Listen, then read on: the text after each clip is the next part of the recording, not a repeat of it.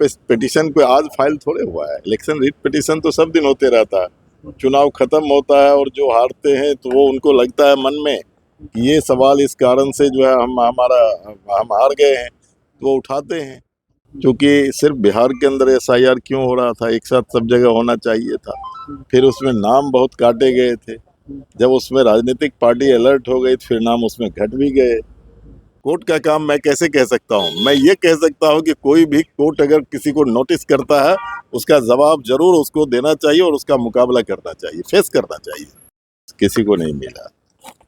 Patna high court ने 42 विधायकों पर नोटिस जारी किया है सर। विधायक पे वोट चोरी और चुनावों में हलफनामा गलत देने के आरोप में ये नोटिस जारी किया है। इस पे क्या कहना है? मैं बता रहा हूँ, देखिए, जहाँ तक वोट चोरी का मामला है वो एक अलग मामला है। वोट चोरी का मामला लोगों ने उठाया, वो संवैधानिक संस्था इलेक्शन कमीशन के काम के ऊपर जो काम का तरीका था उस पर सवाल लोग कर रहे थे और करना लाजमी था।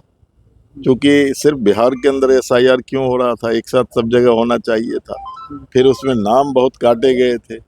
जब उसमें राजनीतिक पार्टी अलर्ट हो गई तो फिर नाम उसमें घट भी गए। तो इसीलिए उस सवाल को उठाना अपने जगह पर, जो हार गए हैं जो वो उठा रहे हैं। दूसरी बात हम कह रहे हैं कि रिट पिटीशन पे आज फाइल थोड़े हुआ है। इलेक्शन रिट पिटीशन तो सब दिन होते रहता है। चुनाव खत्म होता है और जो हारते हैं तो वो उनको लगता है मन में कि ये सवाल इस कारण से जो है हम हार गए हैं, तो वो उठाते हैं। लेकिन ये सवाल है कि मेरा मानना है कि कोर्ट कोई भी नोटिस करेगी तो हर मेंबर को उसका जवाब जरूर देना चाहिए। अजय जी, चुनाव के दौरान 10-10 हजार रुपया दिया गया था, इसका भी जिक्र है। क्या लगता है कार्रवाई हो और जिनके जिनके क्षेत्र में 10,000 रुपया दिए गए उनकी सदस्यता जानी चाहिए?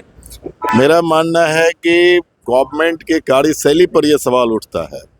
इलेक्शन कमीशन को निश्चित तौर पर उस समय ध्यान देनी चाहिए। ये इसलिए मैं कह रहा हूँ, सरकार का कहना है कि हम पहले इस योजना की शुरुआत कर चुके थे, लेकिन आपके जानकारी में, प्रेस के मीडिया के भाइयों की जानकारी के लिए मैं बता रहा हूँ कि जब मुख्यमंत्री क्षेत्र विकास योजना जो अनुशंसा एमएलए करते हैं, योजना पहले स्वीकृत हो जाती है, लेकिन इलेक्शन की घोषणा के बाद उसको उसका शिलान्यास या उद्घाटन करने की इजाजत इलेक्शन कमीशन नहीं देती है। तो जब नहीं देती है तो 10,000 रुपया भी बांटने का जो चल रहा था, जो पहले बांट दिया था नॉमिनेशन का डेट के अनाउंसमेंट के बाद, वो बिल्कुल नहीं होनी चाहिए।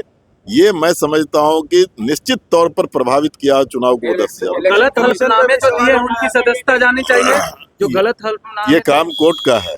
कोर्ट का काम मैं कैसे कह सकता हूँ? मैं ये कह सकता हूँ कि कोई भी कोर्ट अगर किसी को नोटिस करता है, उसका जवाब जरूर उसको देना चाहिए और उसका मुकाबला करना चाहिए, फेस करना चाहिए।